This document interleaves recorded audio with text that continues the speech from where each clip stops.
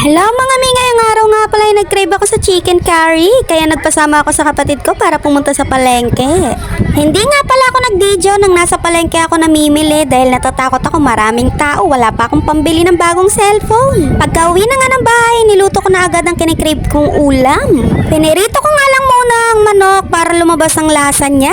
Nang masiguro ko nga naprito kahit paano ang manok, ay tinanggal ko na at nilipat ko na ito sa lagayan niya. Sunod ko na nga ginawa, pinirito ko na rin ang mga gulay na ilalahok ko sa lulutuin ko. Nang maprito ko na nga ang mga gulay, isinantubi ko na naman to sa lalagyan na ito. Nagisa na nga rin ako dyan ng bawang, sibuyas at luya, pampatanggal ng lansa. Nang lumabas na ang kaluluwa ng mga ginisa ko, nilagyan ko na rin ng curry powder. Mas magandang ilagay ito ng ginigisa para kumapit talaga siya sa manok. Kung feeling mo nga ay galit ako habang nagbo-voice over ay hindi. Hindi ko lang talaga alam kung ano mga sasabihin ko dito dahil blanco ang utak ko ngayon. Inilagay ko na nga rin ng manok para kumapit na yung curry powder na nailagay ko. Hahalo-haluin ko nga lang yan para lasang-lasa sa manok yung pagiging curry niya.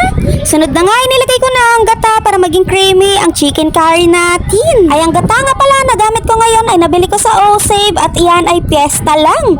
Piyesta, pang masayahan, pang handaan. Sana nga ang lasa ng kalalabasan na ito ay pang piyestahan din na napakasarap. Ngayong araw nga ay crave na crave ako dito sa chicken curry. Hindi ko rin alam kung bakit. Sana hindi tayo buntis. Pero kung magkakaroon nga ng pagkakataon na syempre wala na tayong magagawa, andyan na yan. Hinalo-halo ko na nga lang rin yan para magbantay ang mga lasa ng aking niluluto.